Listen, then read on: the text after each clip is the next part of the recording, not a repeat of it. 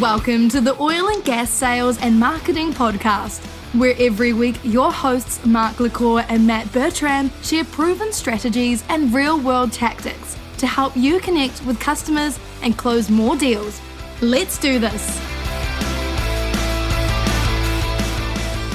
And we're back.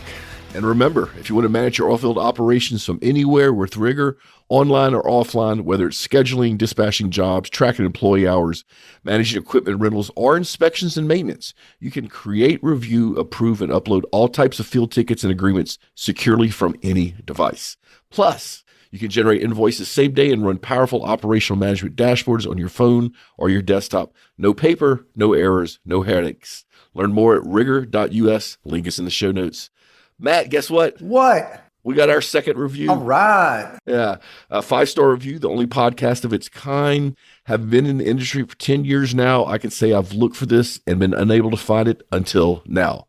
Oil and Gas Sales and Marketing, these guys do a great job covering relevant topics and giving helpful tips and tricks for those in sales and marketing.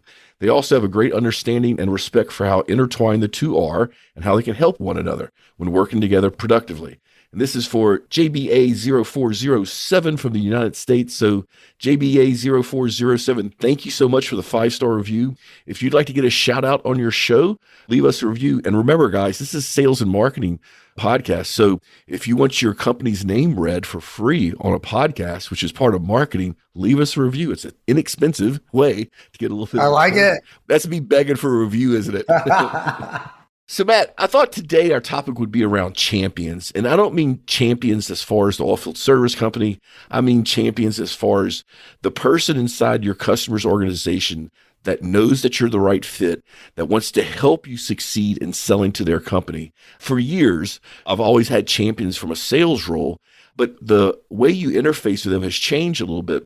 Just like we talked a while ago about referrals and the way that you work with referrals has changed because of technology, the way that you work with champions have changed as well. Well, I'm excited to jump into this because, it's all about champions. If salespeople that have been around a long time know that you've got to have that champion inside the company to really open them up if you're developing a new relationship. Yeah, and I'm actually intentionally trying to catch Matt because he's eating, so I'm trying to time it so that he has a mouthful of food because we can see each other. This is Friday afternoon, like late in the afternoon. I finally am getting around to eating. I apologize. So, yeah. No, it's all good. This is a real show, and so if we need to eat, we're going to eat. At some point, we'll be having drinks. We'll do this show, and that's probably going to be a really good one or one that's going to hit the trash can. Depending on what happens. But last night, we were at our industry mixer. We had a couple of people come up and talk to us. Our sponsor for that mixer was a process control company called Emerson. And so when you look at that crowd, which is a social crowd, you look at the people that were there, and as a reformed salesperson, actually, I'm still a salesperson because I sell podcast sponsorships. When I'm looking at that crowd, I'm trying to pick who in those various companies is somebody I would like to build a relationship with that might be a champion. There's a couple of things I look for. So the first thing is that person competent in their role and their responsibilities? Your champion should not be the person that's liked the best. Your champion should be the person that does the best work in their company. And sometimes that's kind of hard to figure out from the outside. But when you get in a social situation, you can see how their peers interact with them. And a lot of times you can tell who is the person that's getting the job done in the company. And so that's one of the things I always look for is you want somebody that's really highly competent in what they do in that company. Like I said, not the friendliest person, although your champion could be the friendliest person, but it's the person that other people on the team trust their judgment. It's just funny. You're talking about like social dynamics and like who's like the alpha in the group. Yeah, I really am. And if you've done this long enough, you can usually spot those people. The other thing is, when the executive management team's together, how do they treat this person? If they see this other person as an equal and they treat them like an equal, that is a good indicator. That probably is a good champion for them. Well, what's been interesting with oil service companies and also like offshore companies that I've seen is a lot of times actually like the assistant to the manager or the director usually like is the go-to person that gets stuff done. You know what I mean? Hell yeah. And I've seen that. And it's really like a discussion around who has the title and then like who has that leadership or who has that access. This is a funny story, Mark. So when I was in my early 20s and I was also an oil and gas recruiter for about 7 years. And one of the ways that I was able to get into companies is I would go to the parking lot okay, and the smoking section in the parking lot. And all the older executive assistants were there and working in that area. And they would befriend me and then they would like take me in. It's not always the title that has the access or the role and experience. No, 100%. I'm telling you, in getting preparation for this podcast recording, I went back and looked at who I identify and work with regularly as champions. And in my case, it's often project managers, which is not somebody that you would think would be a champion. But if you think about it, project managers in the company, their day-to-day job is to get stuff done. And usually they have to get stuff done with a budget constraint and a time constraint. And those are the ones that the business sees as the go-getters, right? The stuff that keeps the wheels turning. And so in my case, even from a sales point of view, a lot of times my champions are project managers. Once I can show them how I can help their company, they're the ones that go help me sell it internally. So to your point, actually, it's never the title. In fact, one of the worst things most salespeople do is they try to reach the C-suite quickly. Let me tell you, and that's a big if you can get some time with the CEO of a super major, you're going to have about 10 seconds to show your value. And if you don't show that value in 10 seconds, you'll never have that conversation with them again. However, if you spent that same time with like a director or a frontline manager and you don't show value in 10 seconds, they'll still talk to you.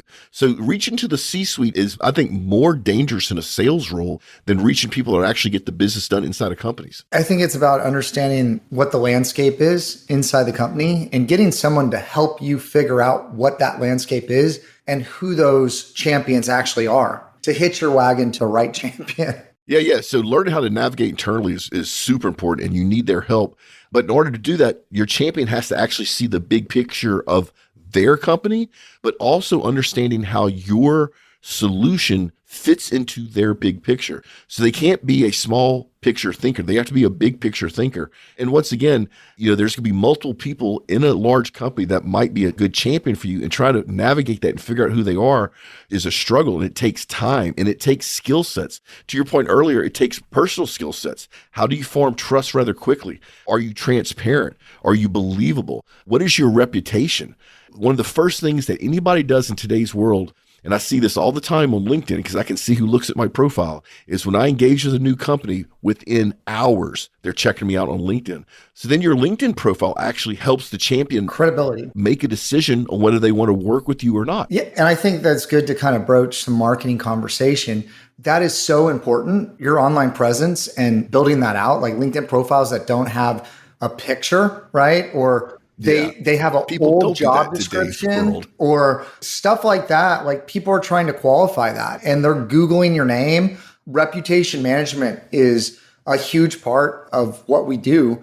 And for executives, you really want to match whatever you're doing in person online, because that's what Google's trying to do, is trying to capture that online, what's happening in person, who you're interacting with. That's what the social media platforms are doing, trying to layer your connections in the virtual world and the real world. And the more you know that this is an extension of you, it's really important for how your peers view you. It's incredible. And as a salesperson, it's first impressions, right? Like, so you need to make sure that that first impression as in the digital world is as it is in the real world. Yeah. And I actually think in some ways it's even more important in the digital world, because your first impression in the digital world is always there, right? It's always there. People can check it out 24 hours a day, 7 days a week from anywhere in the world. So in a lot of ways, I think it's more important to have your online presence as transparent and realistic as possible all the time, which means if you change roles, update your LinkedIn profile, people. Don't have a picture up there that's 15 years old, right? Have something that's current. If you've gained weight, I'm sorry, change your pictures. So something that's, and then here's actually a good one too, Matt. This is something I used to disagree with, and now I think it's a great idea. I used to think that LinkedIn pictures needed to be professional. So professional headshots, you were dressed in business attire. Now I think it should be the opposite. I think it should show who you really are. So if you're somebody that likes fly fishing and you have a high quality picture of you fly fishing, I think that's a better LinkedIn profile picture than the professional headshot. No, I think it's evolved. Like certainly I think people also a lot of times might even have a LinkedIn and a Facebook page, but now everything is public and people connect with people. People do business with people. And so showing who you are and finding ways to connect, like we were talking about, well, a client of ours that I'm speaking at their conference, I started talking with their director and he's a snowboarder and a wakeboarder, right? And like he had that on his LinkedIn profile. And we connected about that. I also have on my personal LinkedIn profile that I'm a dad of all boys. And so people connected with me on that. And so it's a good way to kind of break the ice, to show who you really are and be authentic and let people see it. Like, our lives are being merged. You can't be this person and be that person. You need to be who you are. And that's what people are going to find. Yeah. And Matt, I'm just warning you ahead of time. In a little while, we'll put you on the spot because Matt is speaking. And if you're in the Houston area, you ought to go see it. So I'm going to ask you when and where that conference is so you can frantically try to look it up if you don't remember. I'll give you another couple of minutes. So once you've identified who is your champion inside an organization, you want to make friends with them. You do not want to try to sell them anything, right? You want to form a personal relationship that leads to trust. And I've done this quite often.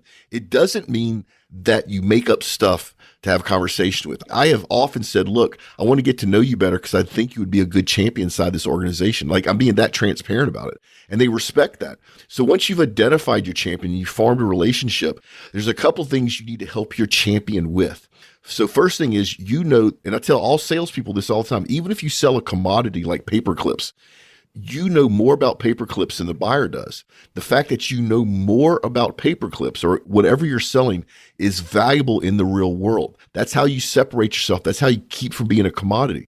So one of the things as a professional salesperson is when you've identified a champion, you formed a relationship, you have to help them understand the full business value of whatever your solution is, right? You have to basically train the trainer. And that takes a little bit of time. That is not going to happen overnight. Well, one of the things that you keyed in on for me, and that I tell people when they're networking, we do some like executive coaching and stuff like that, is when people are doing their pitch of who they are, they don't identify clearly enough who their actually ideal customer is. They're like everyone in this sector, like oil and gas, right? You're right. Like they're like oil and gas, and they don't explain their value proposition to a company, because what you want is you want people to take your message and be the messengers for you. And when the right opportunity presents itself, they go, hey, I have someone I can introduce you to. And the people that have done a good job of communicating their messaging to me of who they're looking for, what they do really good at, when I run across that person, I know that I need to connect them because it's going to add value to both parties. But if you just shotgun, I'm interested in everything, then you just kind of fall through the cracks, I think. Yeah. And Matt and I rehearsed nothing, but this was the perfect segue because the next thing I was going to move to is that your champion needs to prefer working with you over your competition. So to Matt's point, when somebody brings something up in a meeting in your customer's company, your champion raises their hand and goes, hey, I know the perfect person for that. And they do that because they prefer working with you over competition. Now, listen to me, folks. I did not say that you had better pricing than your competition. I did not say that you had better delivery than your competition. What I said is that your champion prefers working with you over your competition. I don't know how many deals in my professional life that I won because somebody else won the deal. So a competitor of mine won the deal. And instead of walking away with my head between my legs, I asked the customer, hey, can I be the backup vendor in case this client fails, right? And every time they say yes, because there's no risk there. And 9 times out of 10, when this happened, the company that won the business intentionally lowballed it and then came back with a bunch of change orders, which then pissed off our mutual client. And the client turned around and reached back out to me. And I stuck to my price, delivered the product on time and on budget, and they preferred working with me. So remember, it's not about dollars. It's not about price. It's about, does your champion prefer working with you? And you make that happen by always being honest, very transparent. If you can't deliver something, you say, I can't do that. And they end up preferring to work with you. So Mark, one of the things that I've done and that's been successful for us is, if we lose the bid or whatever, I'll approach them and not say that. I think what you said is a great suggestion. What I say is, I said, do you want to have a second opinion on XYZ? Right? I can be like fractional CMO, or I can be a retainer, a marketing consultant to you to help evaluate what they're doing to make sure that they're on track. And I think a lot of what it's about is staying connected with the client, staying engaged with the client, because many times what's happened when we've done that is to just be a consultant on like accessible to them if needed. They find other opportunities if they like us to work with us to get us in, or they're, hey, we have this new opportunity over here. Maybe we can engage you there, right? And I think that there's a lot of times that people, because they want to work with you, will find opportunities to do that. But you got to stay in front of them. You got to continue to stay relevant. You got to continue to add value.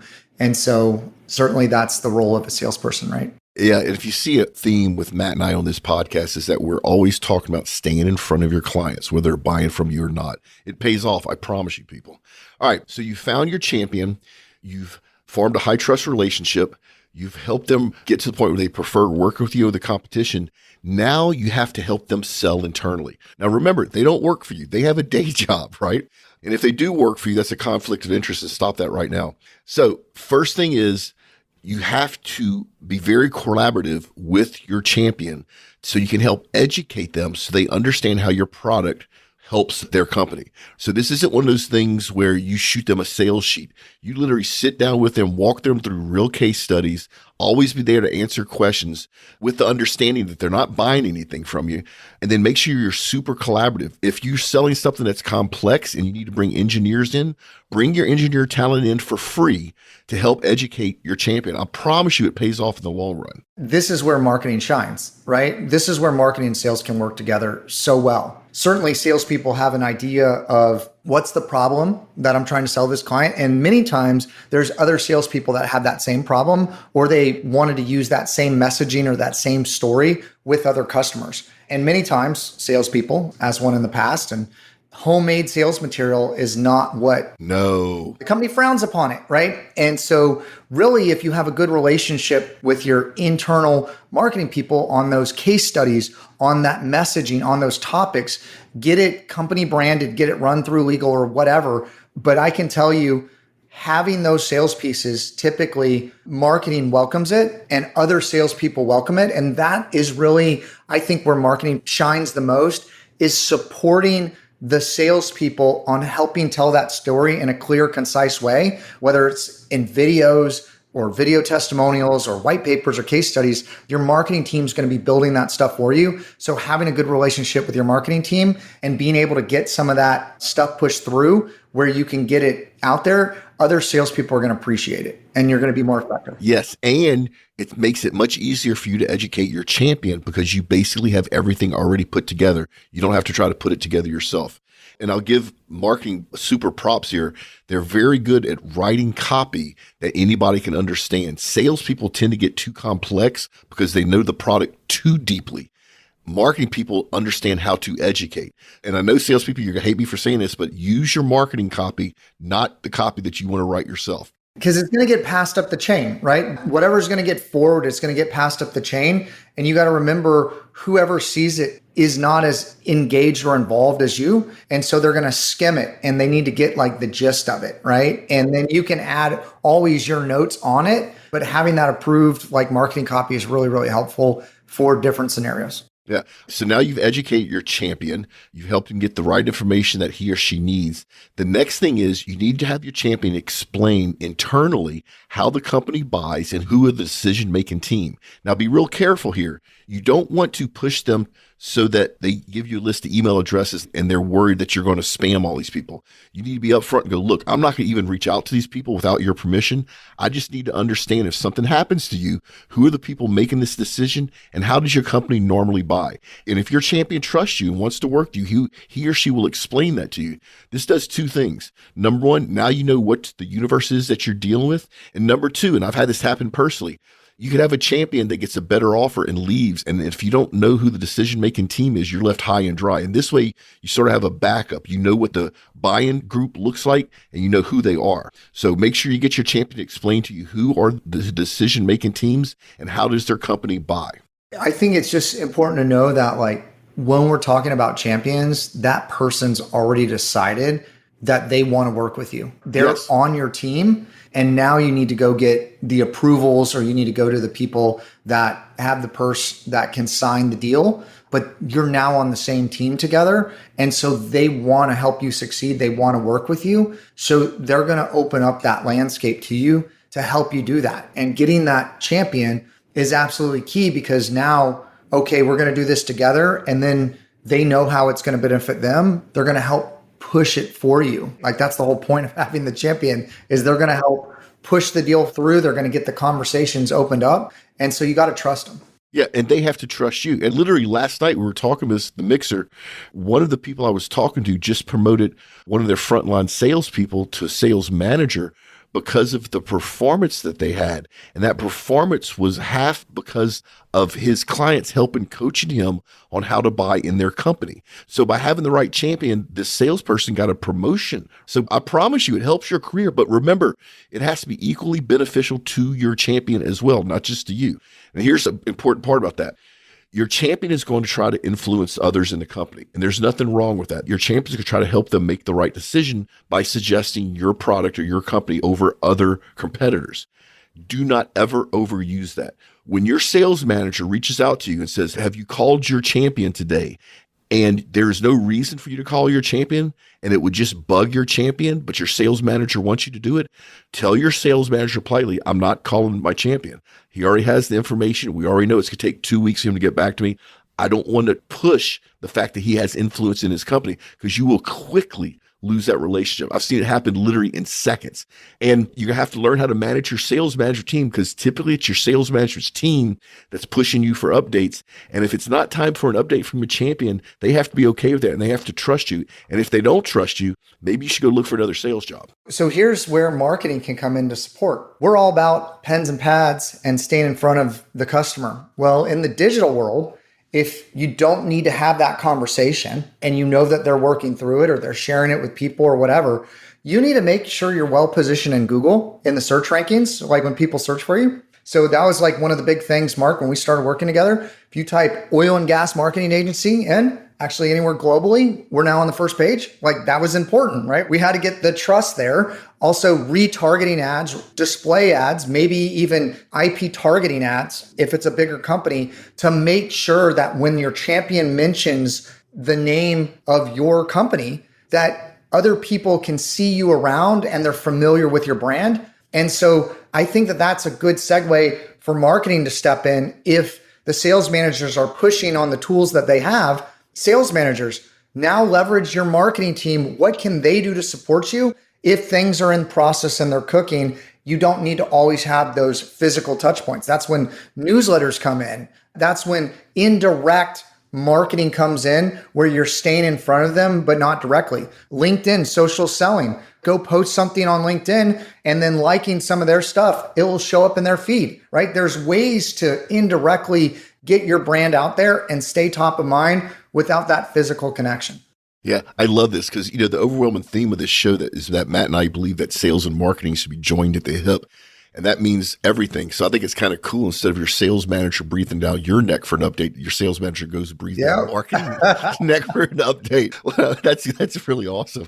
All right. So hopefully this will help you understand how to find a champion, how to qualify, how to develop that relationship, how to best use them for a sales.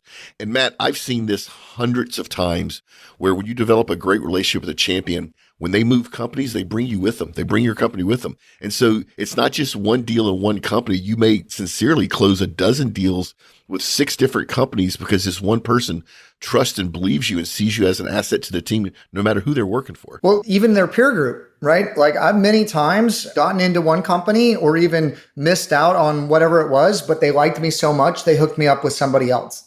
People do business with people, and you got to remember that you're not doing business with a company, you're doing business with a person and a company. Yeah, especially in this industry. All right, Matt, put you on the spot. Where you're speaking and when? I'm glad I had that pulled up. I'm working on the sales deck today. It's Friday anyway. It's called the HPAC conference, and it's put on by Knowledge Vine. And I am actually talking at 1:50 Central Time on Tuesday and Wednesday. And essentially, we're talking about ways that you can use social media to support HSE people. So this is really like a HSE conference. I'll let you pitch the company, Mark, because they're doing some great stuff and they're branching into oil and gas.